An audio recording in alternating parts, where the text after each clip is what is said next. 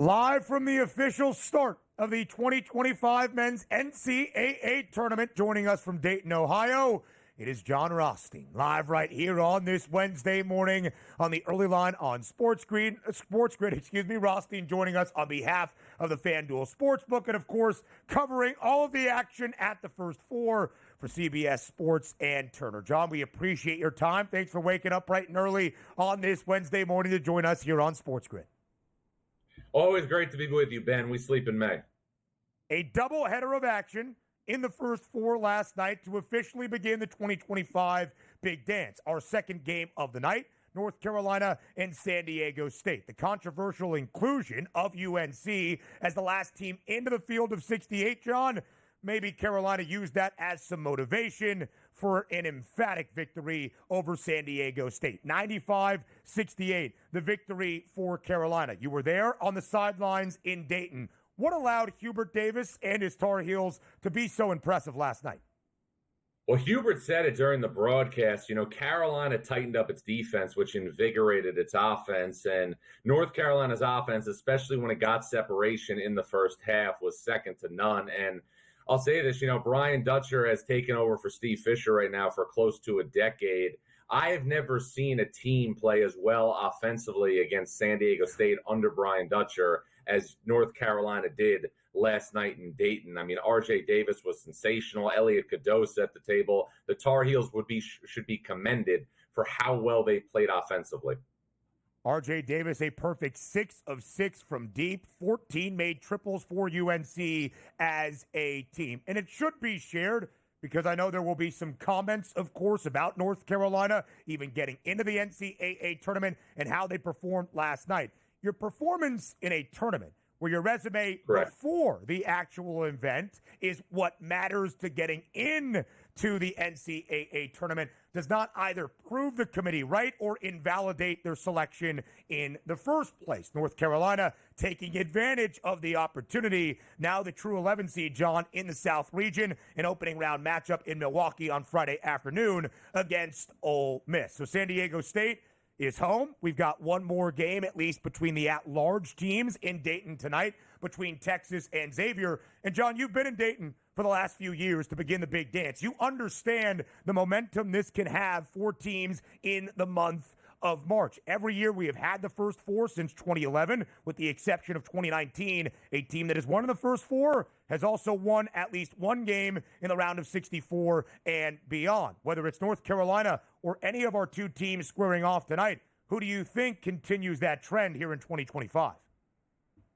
Well, North Carolina definitely has the momentum. The winner of the Texas-Xavier game is going to have to play Illinois. So I would make the argument that the winners of this year's games in the First Four, regardless of whether it's Texas or Xavier tonight, have maybe two of the toughest 6 seeds that we have seen in quite some time in terms of the teams that play their way into the bracket. Illinois is a team that a lot of people, including myself, at times this year saw as a potential dark horse Final Four team because of the talent base. And Ole Miss under Chris Beard has reminded myself and other people this season of the teams that Chris Beard had at Texas Tech. So I look at the Carolina-Ole Miss game. Carolina probably has better personnel in terms of the personnel on the roster, but we don't know yet if it's going to be a better team coming up later this week than Ole Miss. We're going to find that out in a couple of days.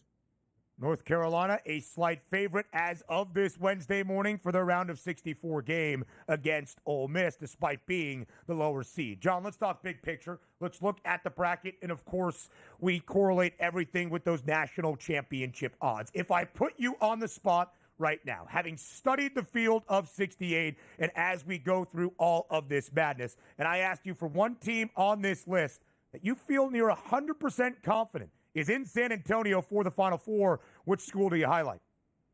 The Houston Cougars. I know in order to break through in sports, sometimes you have to be at bat year after year. And Kelvin Sampson's team has been at bat year after year, 3 straight years as a 1 seed in the NCAA tournament. Last year went to the Sweet 16, lost Jamal Shed to an ankle injury against Duke. But Kelvin Sampson has ripped through the Big 12 like a chainsaw through butter. In the last 2 years since Houston has joined the conference, the Cougars are 39-5 against Big 12 caliber opponents. That's something that can't be denied when you look at the fact that Houston has went into that league which has been consistently the best league in college basketball, even if it hasn't been this year, and it was the SEC, and went 39-5 in 2 years. Houston in 2 years has become the flagship program in the Big 12 and has taken that mantle from Kansas.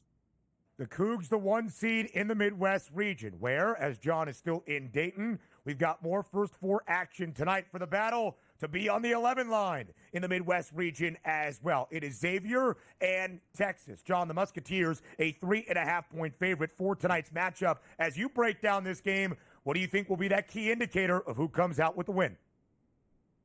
Well, I think guard play is always going to be paramount. You know, Texas has shifted its lineup really since it got healthy. It's went with Tremont Mark at the point and with Kendall Weaver coming back in the lineup. So I think Texas's guard play against, the veteran pieces that Xavier has on the perimeter with Davion McKnight and Ryan Conwell. I think a lot of people don't understand just how good a player Ryan Conwell is. Made 109 threes last year at Indiana State, has made 97 this year at Xavier. So I know a lot of people from the periphery are going to come into this game, and for good reason, wanting to obviously focus on Texas freshman Trey Johnson. But Ryan Conwell is a big-time college player, and I think in Dayton tonight, only 47 miles away from the Cintas Center, he's going to have an opportunity to show just that. Jon, final minute of this segment. First game of the night. It is Mount St. Mary's, the champions of the MAC, against the champions out of the Patriot League in American University. The Eagles, a 2.5-point favorite. Jon, these first 4 matchups between the 16 seeds, the automatic qualifiers, give the opportunity for a nation to learn about these schools. What is a storyline everybody needs to know for tonight's first game in Dayton?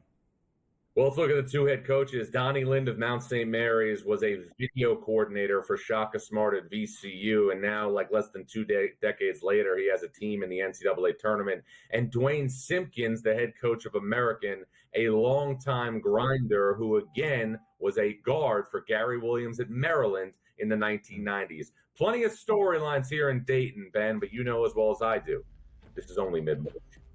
It is only mid-March, but Jon Rothstein brings you the goods tonight from Dayton and on this show. Jon, thank you. More TEL next. Guess who's back? Back again. Donnie Rightside is back on the early line here on SportsGrid. I was not sure if DRS would show up, but we are glad to have him here once again on TEL. He is ready to go piece by piece throughout this 2025 men's NCAA tournament. And a great idea here, DRS, to round out this second hour for the rest of what we will have here in hour number 2. Looking at the seed line matchups, those potential upset spots throughout your bracket, and how things will begin in the round of 64. Excited to break it all down with you. Yeah, let's have some fun with it because, again, we are less than actually a little bit over 24 hours from the start of the full day on Thursday, which is fantastic, but also gives us a little bit extra time to hone those skills and take a look at some of those actions. And I always say this, buyer beware. You go over that bracket the first time, you make those changes, and you're like, why did I do that? So get ready for that. It's going to happen. The second guessing of yourself, let's bring it on. You'll question your decision, certainly in a few of these matchups that we are about to highlight as well. DRS, when do you fill out your bracket, by the way? Is it tonight? Have you already done a rough draft? When do you do it? Yeah, I have the rough draft is in just to get, because obviously just for content purposes, you have to get that feel of who's going to match up against them. So I do that immediately when the brackets are out within like a half hour of the bracket show. Then I let it sit. And I don't actually analyze just yet because I like the night before. Like today on Moneyline when it comes up, we'll take a look at that, maybe fill out the official bracket. But more or less later tonight, as you get those final looks, the decisions have to be made. You push that send button tonight and you let it sink in on Thursday and get after. But today is the official bracket day here that I'm ready to get after and make it officially official. I do both of my brackets tonight, but I have already started to crunch the numbers. I have looked at my opening round of 64 bets, and that's the beautiful thing that we do here, I think, on SportsGrid with our bracket central coverage. Of course, you want to win your bracket pool. You want to beat your college buddies. You want to beat your coworkers. You want the large cash prize that comes with that, and maybe more importantly, the bragging rights to boot. But you can also, even if you pick a team to win outright, let's say they're an 11.5-point favorite, you can pick the underdog to keep the game closer than maybe the odds makers are expecting. And, Donnie, that's what we'll see here as we start on the 4 line going around the NCAA tournament. The 4 seed in the East region, Arizona is the heftiest favorite in any of their opening round of 64 matchups. 13.5-point favorite against the champions out of the MAC. That would be Akron. Maryland, the 4 seed in the West region. Double-digit favorite against the champions out of the WAC. That is Grand Canyon University, GCU, into the big dance for a 4th time in the last 5 years. And a couple of compelling games for those 2 final 4 seeds. Purdue, just a 7.5-point favorite against High Point. A lot of people back in the Panthers riding that Huss bus. Texas A&M gets a 13 seed in Yale that last year was a 13 seed after winning the Ivy League and beat a team on the 4 line out of the SEC. That was Auburn last year. This year it is Texas A&M. When you look at those 4 seeds, Donnie, let's start with the better version of it. Who are you most confident in being able to make a run, maybe even seeing that second weekend? Odds aside, it's probably Arizona. And it's one of those teams that, like, the confidence level sort of wavers. Like, I like Maryland. I like Purdue. I've talked about that multiple times. A&M, again, out of the SEC. But when I say to myself, what happens if things aren't correct with Duke and Cooper Flag? Re-injures the ankle is not 100%. They have the talent and the horses to run with Duke, and it also meant that they won 2 games already in the NCAA tournament, and they're bona fide on a national championship run. So for me, it would be Arizona at that point. Purdue, to me, probably the slipperiest slope out of those 4 teams that were on that graphic. But if we're just saying, again, take the odds out of it, you're not talking about price point here. I do believe Arizona is the best team, followed by Maryland here. I would bump Purdue back there with Texas A&M, even though you take a look at the price points there, a 110 and a 110 on each side. So I would probably put Purdue 4th there. But Arizona, I think, deserves to be at the top of the list if, and it's a big if they can knock off Duke, or if Duke's not 100%, why can't they then go ahead and knock off, let's just say, Alabama and find themselves in a Final Four? We'll find out sooner than later, but that team's got some talent if they can put it together. Yeah, it is an interesting team to me. Led by Caleb Love. They've got some great guard pieces under Tommy Lloyd, who plays a great brand of basketball as well. There was a time this year that Arizona was 11-2 in the Big 12, seeming like the biggest threat to that of the Houston Cougars to keep the Cougs from winning their 2nd consecutive Big 12 title. Arizona dropped 7 of their final 12 games and did not cover in any of those 7 defeats. I am not super confident in this Arizona team that reminds me a lot of a team that could be helter-skelter. At their best, very talented. At their worst, very far from even an average basketball team that you might see on the 4 line. We'll continue the conversations looking at those seed lines in the round of 64 games next. Live right here on the early line on SportsGrid. For the remainder of hour 2, we will go through the bracket and we will look at the seed lines. Are teams on upset alert? How should you approach the round of 64? And which teams can make a run through all of the madness? DRS looking at the 4 seeds right now in their opening round matchups. Again, Arizona has the best price of any team to win their opening round matchup and the best price of any team on that 4 line to win a national championship. But I'll just tell you this. Both teams that will play in that round of 64 game, the 4-13 split in the East region, the Cats of Arizona and the Zips of Akron, they like to play at pace. And Arizona will let you take the 3 if you want it. And the Zips do under John Gross. One of the first bets that I made early on Sunday night when I had a free moment was to take the 13.5 points with Akron, a very high total, 166.5. Yeah, no, and you're right about that. Here's the problem that you have, because you know me, Ben, I like versus like competition. Like, if you can get your 3-point shot off in the SEC, you're going to be able to get that shot off against the NEC, right? But it's almost hard to sometimes comprehend where it's like, all right, bigger, faster, and stronger, the better conferences. Obviously, we know Arizona, let's just say bigger, faster, and stronger than Akron.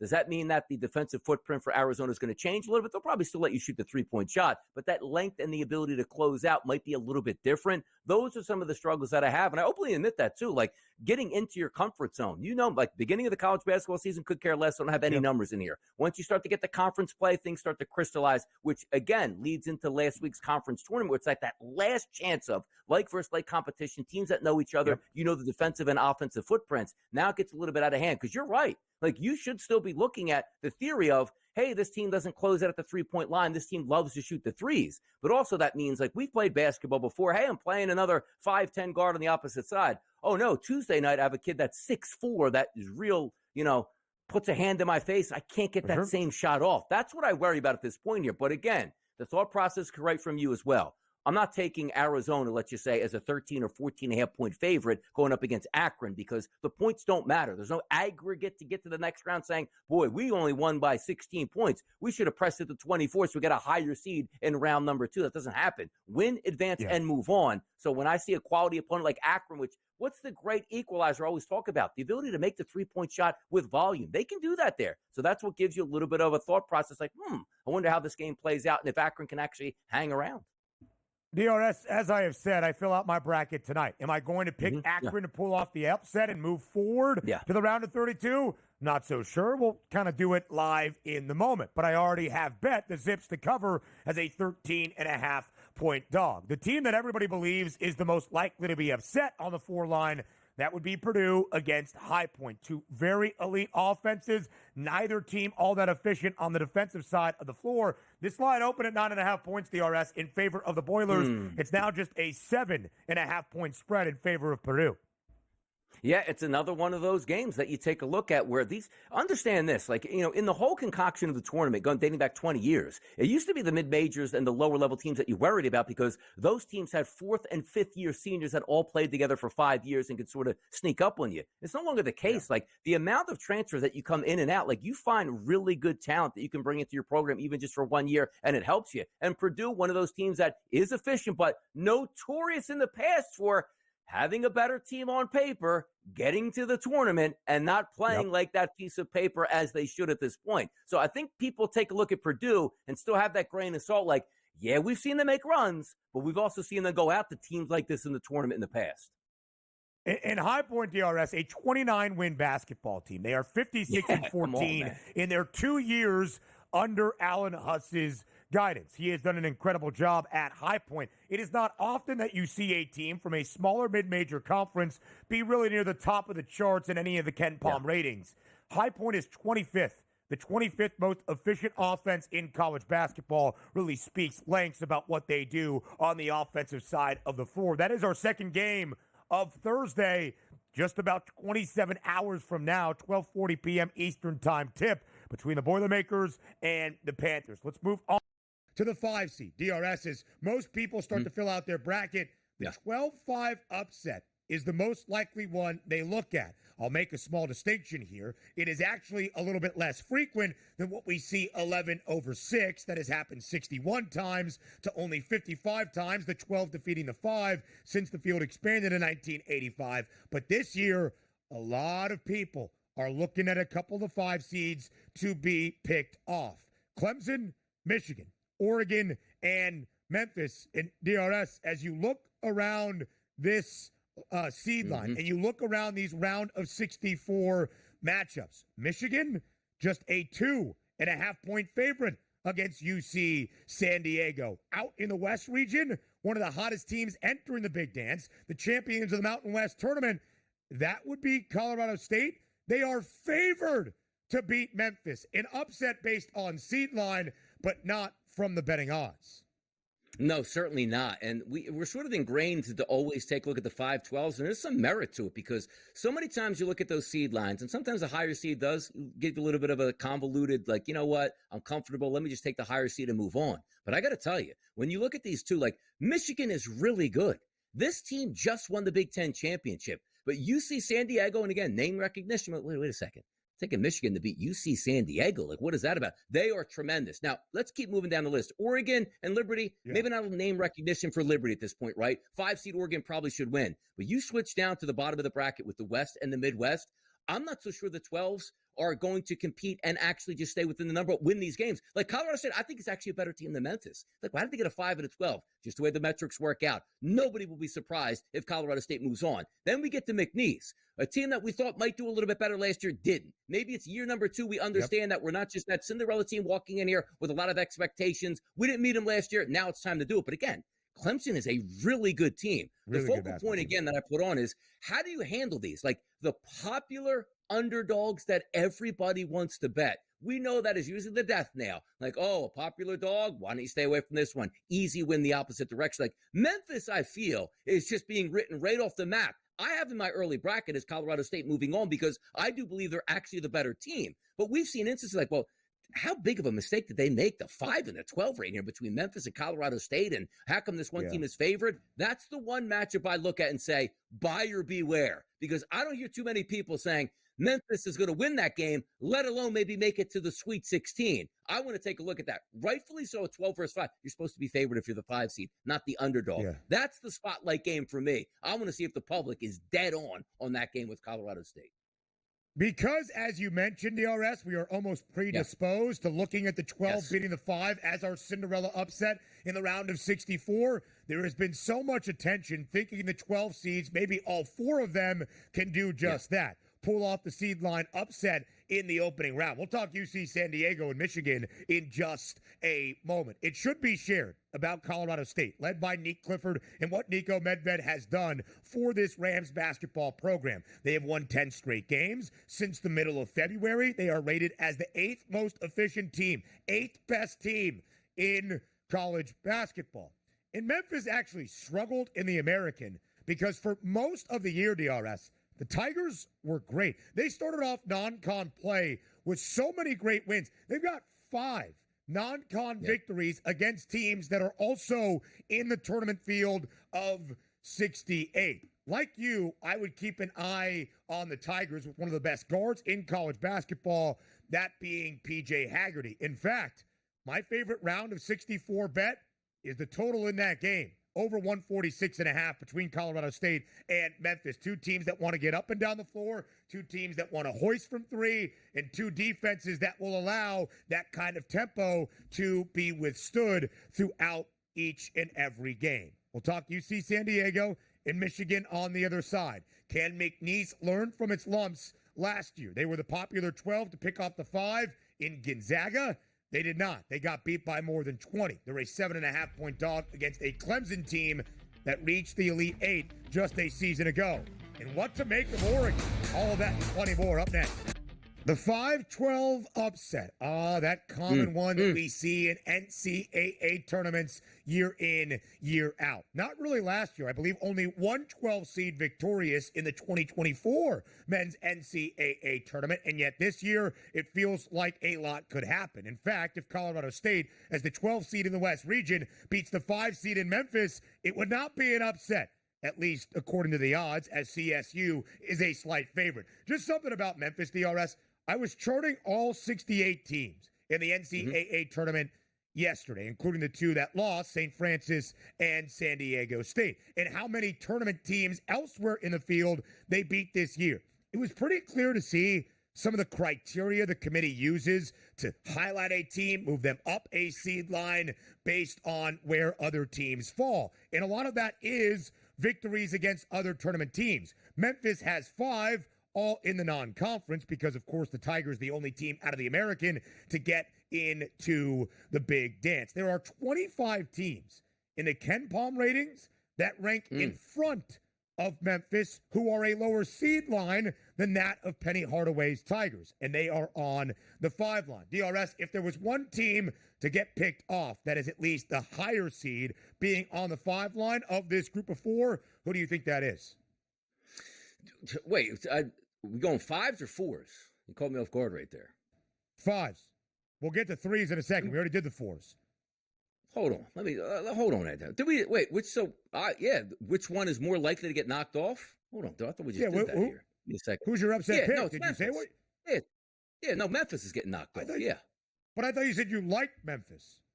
No. I have Colorado State picked. Buyer beware of that game. But the most likely for me, if I'm just betting accordingly there, would be Memphis getting knocked off there. That's why. No, I was on my 4 screen going, wait a second. I thought I just did it at this point. So I had to go back a screen at that point. Like, no, buyer beware in that game, because I think most people thinking just like I am, Colorado State is the better basketball team and will win. Just like we thought UNC might be knocked out of the tournament and shouldn't be in it, and they hammer away. Like, that's my spotlight game, even though I still like Colorado State, much like the public itself. There you go. Okay, confused me a little bit. I thought you were saying, public beware of this. Everybody believes this is the most likely matchup. It is not for me. Another one the public is fully buying into, that's UC San Diego upsetting Michigan. Just a 2.5-point spread in favor of the Maize and Blue. This opened at 4.5. DRS, we had some early bets all backing UC San Diego, but based on quantity of bets, we've got a lot of love for Michigan on the FanDuel Sportsbook as well. What do you make of that game quickly? Do you know what I think is interesting about this too, Ben? Because you have 2 7-footers on one side for Michigan. You say, man, how is that going to match up with UC San Diego, who can't match that up? But then you look at the style components, 8th in the country at almost 50% of their total shots from three-point range, and they shoot daggers out there. Is that the perfect matchup where it's like you are going to truly live or die with the three-point shot and they don't turn it over? So if there's one team they say Michigan is elite defensively, and they are, this other team's like, hey, have your 7-footers down low. We'll shoot right over them from the three-point line. What a great matchup. Are we going to outsmart ourselves, though, here? Are we really going to outsmart and say, you know what, Michigan gets knocked off at this point? The Big Ten Conference Championships in the tournament? I don't know about that. But UC San Diego does fit like a glove. And if you want to talk about just respect on the odds line, UC San Diego only getting 2.5 points from the conference champion Big Ten Michigan team. That's crazy. Yeah. Like you read that line. That's a UC San Diego line, man. Yeah, no doubt it is, DRS. And they have the Big West Player of the Year in Aniwa Tate Jones, who is sensational. But height is not something the Tritons specialize in. Their tallest starter, Norden K-Pitch, who is 6'8", trying to go up with Area 51. Of course, that is Danny Wolf and Vlad Golden. A great matchup, though, because UC San Diego can take the three. They'll let you shoot the three, but they're great defending the paint, which is where Michigan thrives. And the Wolverines did not do this in Indianapolis, but what has plagued the Maize and Blue all year, their propensity to turn the basketball over. UC San Diego is the second best defense in college hoops at causing turnovers. A great matchup in the opening round of 64 with a lights-out shooter, Tyler McGuy for UCSD, a really good shooter. And as DRS always says, that three-pointer could be the great equalizer, as we have seen time and again in the big dance. Now let's move up to the 3 line. Our 4 number 3 seeds, Texas Tech, Iowa State, Wisconsin, and Kentucky. Donnie, we shared earlier, the Red Raiders, 8th best price to win a national championship, 32-1. Iowa State, 10th best number to win a national title, 35-1. As you look at these 4 3 seeds, do you believe all 4 can make a deep run in the NCAA tournament? No, I don't. And that's why you see Kentucky down the bottom of the list at 75-1 appropriately there. If they get hot on offense, that's great, but they're never hot on defense, it feels like. And that's going to be a calling card to many of these teams once you hit the March Madness. You take a look at Wisconsin. Typically in the past, it's like play really good defense, slow it down, and be ultra efficient. I like this new version of Wisconsin, which to me is a better version of Kentucky overall. They can shoot the three-point shot, which again can be the ultimate equalizer, but also can be your downfall. You know the teams that I don't want to be the great three-point shooting team and rely on it, like the number 1 or the number 2 seeds. 3 seeds, you know what? You're going to have to pull off some upsets here on your way to the Final Four national championship game and possibly to win it. So I do want a good three-point shooting team with volume, which can be Wisconsin. The shame of it for me is, like, you know me, 2 straight weeks before the conference tournaments even started, I identified 2 teams out of the Big 12 that I really liked. It was Texas Tech and it was Iowa State. And I haven't taken the futures yet. I'm almost certain I'm going to take a Texas Tech future, but I feel like I'm a little bit cheated here with the other one with Iowa State. Full gas, ready to go in the tournament. They had the perfect landscape there. But missing one of your key players in the tournament, we know it's a battle of attrition. You might have another guy injured. You need everybody healthy there. So for me, Iowa State gets a slight downgrade. I'm really high, though, however, on Texas Tech. Like, even look at Iowa State. Lipscomb in that first matchup, man. That's a quality opponent getting right out of the gate that can shoot the 3. And then round number 2, you say, hey, look, woo, we got the 11th seed North Carolina. They're obviously coming in on fire. And if you don't get that, you're playing Ole Miss out of the SEC. So for me, Iowa State, it's a shame. Bonus there for Michigan State, maybe Auburn because they're not fully healthy. But for me, I left Iowa State down a little bit just because of the injury situations, Ben. Yeah, DRS, I would agree that the top 2 teams, obviously with the shortest prices to win a national championship on the 3 line, are both true contenders. I have an Iowa State Final Four ticket that I bet back in early November at the start of this season, and all the metrics back it up. It will be the health for TJ Otzelberger and the Cyclones that really dictates this month of March. More on the early line up next. The teams on the 3 line, how far will they go in the 2025 men's NCAA tournament? The odds makers very optimistic with the outlook for Texas Tech and Iowa State, 2 teams that are 3 seeds, but 2 of the 10 best prices to win a national championship. Texas Tech involved in a very difficult region, that being the West region. But the Red Raiders have the second best price to win that West region, which is very interesting to see. DRS minus 1,800 in their opening round matchup. They take on UNC Wilmington, the champions out of the CAA. Iowa State gets a talented team in Lipscomb, the champions of the A-Sun. And we know the Cyclones are not fully healthy. We believe Taman Lipsey will be ready to go. Their point guard and Ames native, but Keyshawn Gilbert not going to play in the big dance. Lipscomb will shoot the three.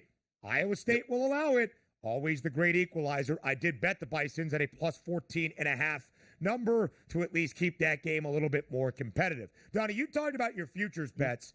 Everybody thinks when you fill out your bracket, it's really just the national championship, Final Four odds, or maybe from the handicapping perspective, game by game, round by round. But there's so many great bets that really kind of correlate to how you fill out your bracket, including Sweet 16 numbers. Really, you can think of it as a two-game moneyline parlay, just to win both games on your opening weekend to see the Sweet 16. That's how I approach Wisconsin. I really like the Badgers draw in the bottom half of the East region. I bet the Badgers earlier this week, Donnie, at a minus 116 number to reach the Sweet 16. Yeah, by the way, if we're just talking about like betting circles and scenarios, right? And, you know, we always get into, hey, pick your bracket, separate it. You can cheer for that. That's fine. Individual game basis. Oh, no, I have Duke to win it all. I'm like, well, wait a second. I really like Arizona getting 3.5 points against Duke in here, but I can't bet it because I have Duke here. You have to take that and remove that. Same way you talk about me, if I want to bet against the Phillies or the Philadelphia Eagles. Money is money. You got to remove the fandom out of the equation. But the reason I brought a fandom here, you want to watch some fun basketball that could line up. BYU, VCU, right below them, Wisconsin, Montana. You want the three ball in those first two games, you got it. The winner of those two, you want the three ball in those two games again, you got it again. So when Ben brings up Wisconsin, BYU, VCU, Montana, you are a three ball haven right there. Let's just say mine winds up BYU, Wisconsin. I mean, just protect the deck out there. Is anybody going to dribble into the rain? It's going to be 3-point shot after 3-point shot after 3-point shot. But I also said this as well. If you are looking at those teams here, you want underdog teams to be nothing but firing away from the three-point line because they hit them, they're in the game. If they're out, they're going to lose anyway at this point. That's why some of these teams are so dangerous, which means, let's just say you take Wisconsin over Montana, and Wisconsin, let's just say, beats VCU/BYU. They go up against Alabama, who's tempo, which means BYU is going to be firing from three-point range in that. So buyer beware if you're just looking for Alabama, the most talented team, or even a St. Mary's to get in there. You are going to get a three-ball wizard coming into that matchup in the Sweet 16.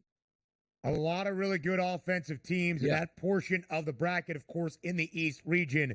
Duke is the number one seed. DRS, we've talked about this already, but it does bear repeating. There are four teams right now, all four number one seeds on that one line in the big dance, have a KenPom net rating of plus 35 or better. In the last 20 years, since the 04-05 season, there have been three total teams, in a 20-year window that have had a pre-NCAA tourney KenPom rating of plus 35 or better. And all 4-1 seeds this year do. Cream often rises to the top in the big dance once you kind of move past the opening games and all of that chaos. But we have only seen all 4-1 seeds reach the Final Four once. That was back in 2008. Could it happen this time around? I'm telling you. And again, just the early previews that you look at, it's like, boy, I'm going with a lot of chalk. But as Ben just said, the chalk is backing it up this year. Like, it's gonna take a monumental shot to knock out one of these number one seeds because there really is no flaw. Auburn, best team in the best conference here this year. Duke, the best player in basketball with an unbelievable team. Florida, outrageous victories across the card. And then does anybody want to see Houston in a dark alley over here in the tournament? No. Like, these are unbelievable. Would it surprise me if all four teams got there? Yes, because statistically, upsets do happen. But if it ends up all ones, this is the season it's supposed to, Ben. Donnie, I would be more surprised if no one's got there than all ones got there. Of course, in 2023, we saw chaos for the first time in tournament history. No 1, 2, or 3 seed even reached the Elite Eight. I would also be surprised if there was not an SEC team with 14 of them into the Final Four. Auburn, Florida, Alabama, Tennessee. The list goes on and on. We will get you ready for the first four in the second night of it in Dayton when hour number 3 starts up next. Welcome to hour number 3, our third and final on this Wednesday, live right here on the early line on SportsGrid. He is Donnie. I am Ben. One more hour to go, and then one more day to go until the best 2 calendar days of each and every year of the sports year. That is the round of 64, Thursday and Friday. But 2 more first 4 games tonight in Dayton, Ohio, to get you ready for as well. We'll talk some PGA Tour action after a Monday finish at the Players' Championship. Rory McIlroy, a winner. Keith Stewart will join us in just a little bit. Some NBA games to handicap. And then again, we fully get you set for the first 4 tonight in Dayton. Women's NCAA Tournament First Four also on this Wednesday evening. We'll look at the bracket. We'll look at the odds as we get ready to go dancing in each and every way. Yes, and also 2 good games anticipated tonight, just looking at the spreads once again, similar to last night. Do we get a blowout in one game? There might be a chance that we might do that, but also when we talk about the betting public and which way we want to go in fading the public to poll, boy, we picked a good one here because there's equal action on both sides tonight, depending on which way you want to go. So we're anticipating a pretty good performance, and based off last night, yeah, we got the clunker with UNC, but we got a awesome one game number 1. If you have 2 games and you get one that's really good, we'll take those odds. And Donnie, as we saw last night, and one of the reasons we do now love the first 4 is because it gives those smaller schools from smaller leagues, albeit an automatic qualifier, battling to be a 16 seed, the opportunity to shine in front of the country. Alabama State and Amar Knox will live on in the history of March Madness with the Hail Mary near buzzer beater last night in Dayton. We hope the same to start tonight's first 4 action in Dayton, Ohio at UD Arena between the champions out of the MAC. That would be Mount St. Mary's and the champions of the Patriot League and American University. The final game, Xavier and Texas. The nightcap in Dayton. So who is going to win both of our first 4 matchups tonight? That was the question for all of you in Fade the Public.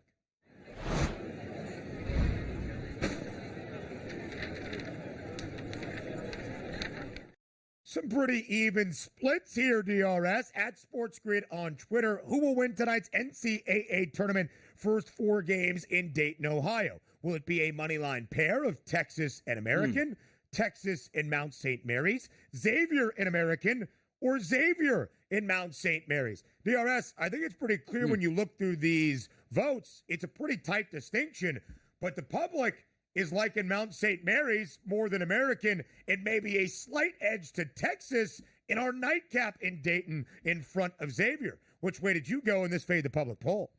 A little bit of public, a little bit of, non-public here. I went Texas and American here. And boy, these are coin flip games in particular. I actually have a decent little handicap, I think, on American versus St. Mary's. I think American is a better team. We'll get into that in just a few moments. But Texas, this is the interesting part about how many teams got in the SEC and what the schedule actually means. Because it does technically matter who you play. It really does. But I look at the Texas team and say, they do have some wins, but boy, like in KenPom terms, there's a lot of red on that screen in front of me. Like, oh man, I get that you play a really good schedule, but have we? And honestly, I don't know if were they 6-12 in conference play? As a 6-win team, and like, there's not too many of those that make it into the big dance, winning only 6 games in their own conference. And then you take a look at Mount St. Mary's. I mean, maybe the easiest run in the history as well. Like, you beat a lowly program in Iona just to get to the tournament. Like, do you give them any respect? I don't give them any respect on that side. So American, to me, would be a clear path of victory just by default. But that Texas Xavier game, you're battling on which team is better. Yes, but we're really bumping up Texas on North Carolina metrics. They played a tough schedule. Don't worry, they didn't really win a lot of those games. It was just a tough schedule, which I'll buy into that slightly because I love the SEC. And they're getting points in that game for Texas, but that's why I'm backing them. But boy, it's as close as you can get. Like yesterday, I actually thought a better handicap was clear on San Diego State going up against North Carolina than either one of these 2 11 seeds tonight. So we'll find out. But for me, Ben, Texas and American, 22% of the vote. That's the way I went in this game.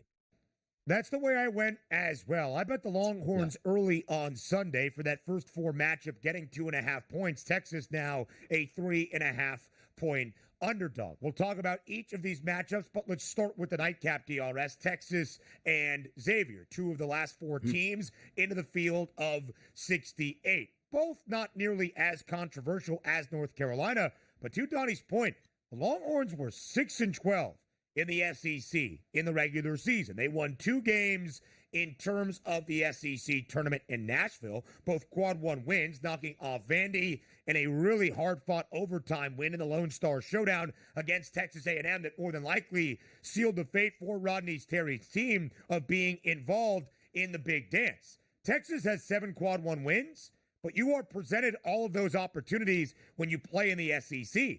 Texas has 7 victories against fellow tournament teams. When there are 14 SEC programs into the big dance, you are presented those opportunities. But Texas also has a lot of losses. Donnie, Texas dropped 7 of their final 9 regular season games. They were not trending toward the tournament until a good start in Nashville during the SEC tourney last week. One of the reasons I think you can be optimistic, though, about UT is the fact they are healthier. One of their glue guys, one of their best defenders, Kendall Weaver, is back. As Jon Rothstein shared earlier in the show, it has allowed Rodney Terry to kind of change his lineups, to change his rotations. Tremont Mark now kind of acting as the facilitator at the point guard spot, and one of the most talented freshmen in the sport in Trey Johnson can get hot in an instant for Texas. You've got a Xavier team that, much like UNC, only a single quad 1 win. Just 1-9 for the Musketeers in quad 1 games this season. That, of course, a blemish on the resume. But Xavier, DRS, one of the best three-point shooting teams in the country. 8th best three-point field goal percentage this year in college basketball. That is going to be a key. They move the basketball very well. This Musketeers team does. And if they shoot the three as they have most of the year, there's very little Texas can do to even keep this game within range. We're taking a look at 2 options here. There is a slight X's and O's advantage that I'm going to bring up in just a few moments for Xavier and a couple things that they do well. But then you're just looking at the strength of schedule and the eye test. It's like, well, should you give Texas the benefit of the doubt? You still have to win these basketball games. Again, it seems like, even with North Carolina and also with Texas, like moral victories, it feels like got them into the NCAA champion. Oh, what did you want them to do? Win more than 6 games in the SEC? Like, yeah, I would. There's a lot of teams that won more than 6 games in the SEC. But when you look at Xavier, there's 2 things to point out, as Ben just said. Top 6 in the country at making the three-point shot at 39%. You're rating from 3, there's not too much the other team can do. But also understand this. Texas's defense is elite, but Texas's defense will foul. And if you look at Xavier, they get to the free throw line. And when they do, almost 80% as a team. The small things in a close game really add up. So in X's and O's wise, I like Xavier. The eye test and coming out of the SEC, I like Texas. So when it boils down to that, I'm probably just going to take the points with Texas tonight. It's a razor-thin handicap, but that's the way I line it up tonight in Dayton. A great three-point shooting team, as Donnie said. 6th best in the country, 38.8% for the Musketeers. Nearly 80% from the charity stripe. In a game that features a 3.5-point spread, how critical could that be? They also assist on 64% of their made field goals. That is the 4th highest rate in the country. Xavier, kind of like North Carolina, because the overall resume wasn't great in terms of beating the best, just 1 quad 1 win, had to go on a run to end out the regular season.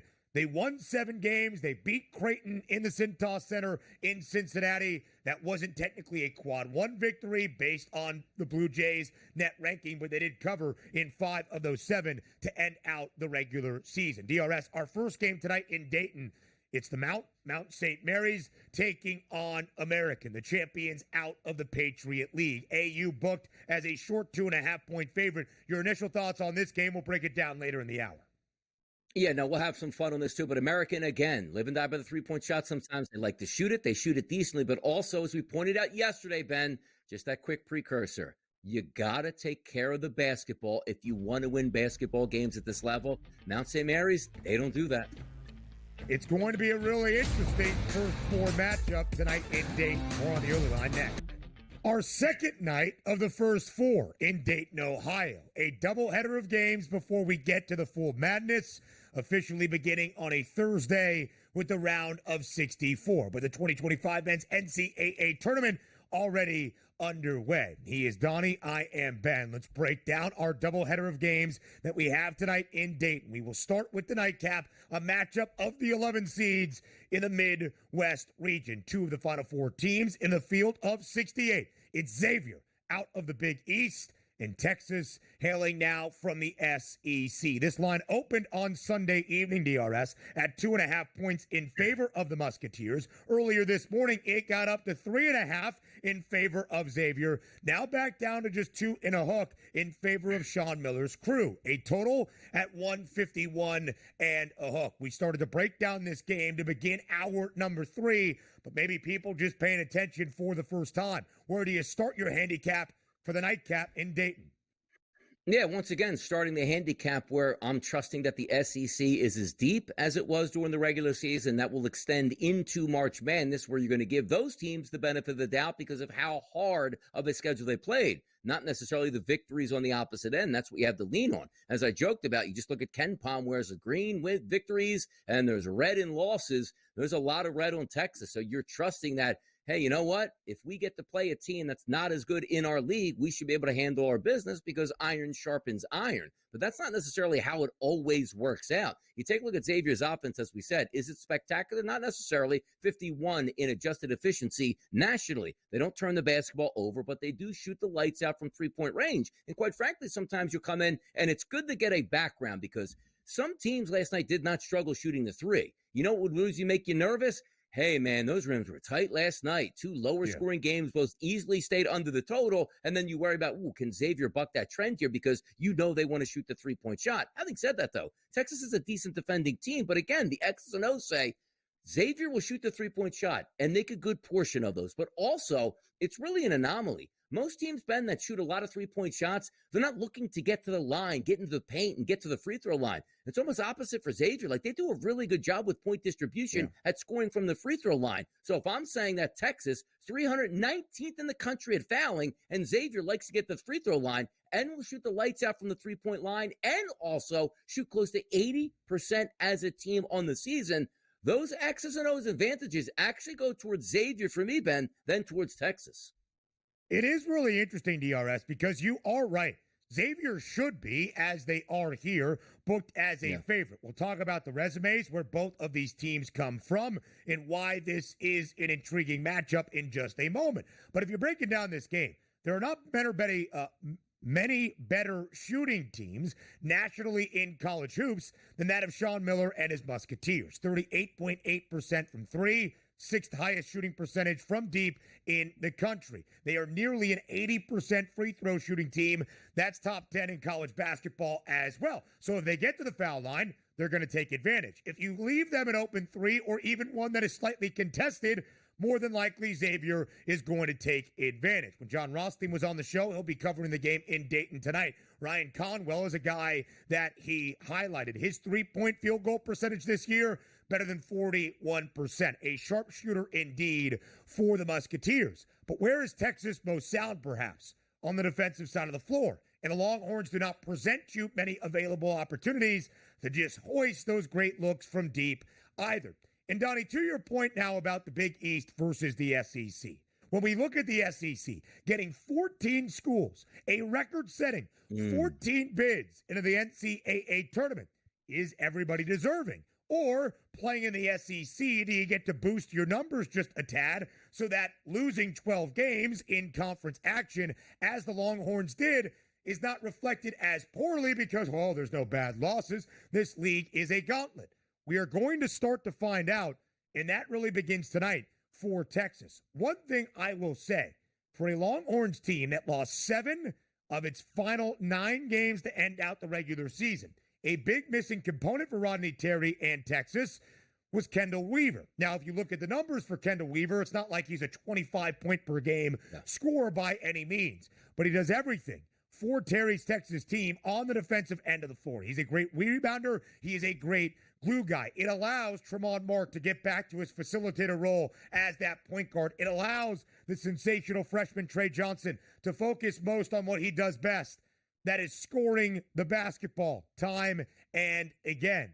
So when you look at this now healthy Texas team, as we saw on display with two very quality wins in Nashville in the SEC tournament over two tournament teams, Vanderbilt and Texas A&M, maybe that gives you more optimism that now healthy Texas can figure it out. Yeah, and it's a good point because sometimes outside of those X's and O's, you want to get some of these better players back here. Some of these players are going to pick it up. We talk about Cooper Flagg, like, what are we going to get out of him? Well, we don't know until we see it because he was injured, and that's the last time we saw it. So Texas getting back a player that's not just jumping in cold like, hey, Ben, he might be good to go 7-8 minutes later. Like, no, he's going to be back full go because he's played in a couple games. And also, Texas had some success outside of the Tennessee game for him. Now, I'm trying to take a look right now where, say, which way would you like to bet this game? Because there are correlations out here. And if I'm taking a look at, the scoring markets, let me just go to player points here on the FanDuel Sportsbook because there's a guy I'm looking at, Ryan Conwell. 17.5 is his points prop. Now, in college basketball, probably, that's easy, 25 plus. 17.5 is a pretty lofty number. But understand this. This guy's a three-point maven as well. If I look at Xavier tonight, and I tell you, Ben, Ryan Conwell gets 13 points tonight, I don't think they win this game. And if he gets 18 points, which would hit his number, there's still no guarantee that Xavier wins this game. So if you want a correlation on a player that fits with exactly what Texas is trying to stop and you like to do, that's the guy that I pinpoint for Xavier tonight. If you go over 18 points, legitimate chance they win that game, but he can also, as I said, score 18 points and they lose. I don't think that Xavier wins this game if, let's just say, he just barely cracks double digits. So maybe a correlation on a points prop to the game winner or at least better betting tonight for you might be Ryan Conwell for Xavier.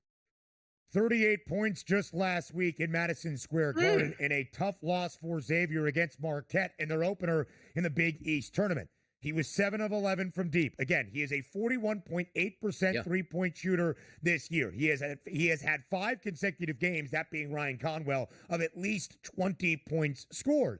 And as we highlighted for North Carolina, we'll do the same for Xavier. They are 1-9 in quad one games this year. But they understood the task at hand. They could not suffer any bad losses down the home stretch of this season. They won their final 7 regular season games, including in Cincy against Creighton. Technically based on net rankings, that was not a quad one win against the Blue Jays, but a win against a tournament quality team, of course, in CU. This would be considered a step up in competition, perhaps. Texas has 7 quad one victories. The SEC allows it. The Longhorns also have 5 quad 2 losses. The SEC allows it. What wins out tonight, Donnie, I think you're spot on in the assessment of Ryan Conwell, by the way, because if Xavier is going to beat Texas, if the Musketeers are going to cover, you would expect the three-point shot to be great tonight in Dayton. Not a far trip from Cincinnati. Should be a lot of Musketeers fans in attendance tonight inside UD Arena. Yeah, certainly should be. And you're just taking a look, like, going down of what needs to happen, like plus 198 to make 4 three-point shots. And the NBA is like, hey, it's Steph Curry range. If you want to make 3 three-point shots for Ryan Conwell, minus 130. It shows like the expectations are there where he can make that three-point shot, but you're not even getting plus money for 3 three-point shots made in the collegiate market here, which is a tough price, which is why, to me, yes, he probably needs to hit 3 three-point shots in order to get his 17.5. But I just look at that 17.5 number and say, let's just play this game out. If he has a great game, you'll be able to cash that ticket, not worry about the final score. If he has a poor game and Xavier wins, that just might be an indictment on Texas. Like, hey, man, wins actually do matter, not just who you play. We'll find out tonight. But to me, a true coin flip tonight between Xavier and Texas, where I probably lean towards taking the points with Texas. A very veteran team in Xavier. Marcus Foster, the Furman transfer. Ryan Conwell, who we are highlighting, the Indiana State transfer, and one of the staples of this program, Zach Fremantle, still reigns the paint. The first game in the first 4 tonight. Now, live right here on the early line on SportsGrid. We've got one more night of the first 4 in Dayton.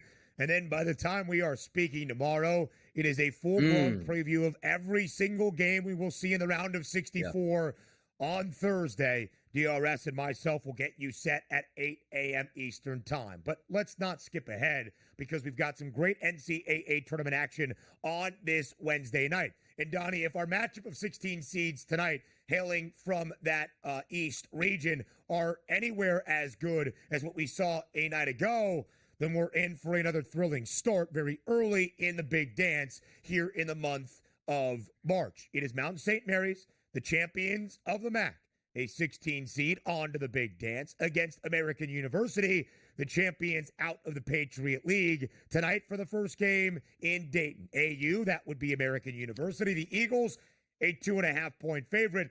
And Donnie, that's a pretty minimal total at 128.5. How do you break down the matchup? Our first game tonight in Dayton. Yeah, there's a couple of those numbers here just to take a look at where they've been. That opening number was 134.5. We're down a touchdown in this game at 128.5.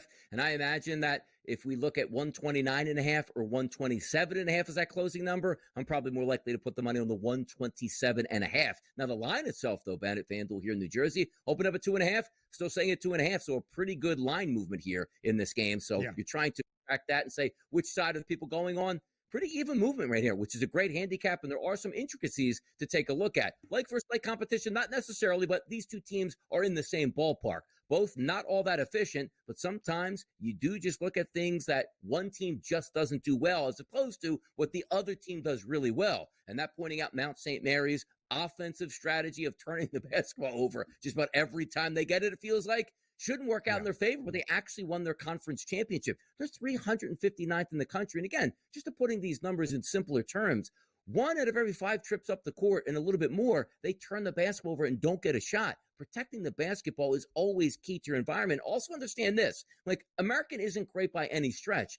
252nd in the country at adjusted efficiency. They don't rebound the basketball very well, and they don't get to the free throw line. Now, Mount St. Mary's doesn't foul that much. Here's where the components come in. And again, last night gives me a little bit more optimism when you're talking about the three ball. American, 58th in the country, 44.5, let's just say 45%, call it there, at their total attempts come from the three-point shot. Now, Mount St. Mary's will defend it, but at the same time, I'm just looking for a comfortability of an offense that goes, we'll let you shoot the three-point shot, we'll defend it a little bit, but that's a comfort level for American. So just keeping it simple for me tonight, I like American just because one team will turn the basketball over and one team will let you shoot the three-point shot. You're not doing anything drastic here. Give me American tonight in this game.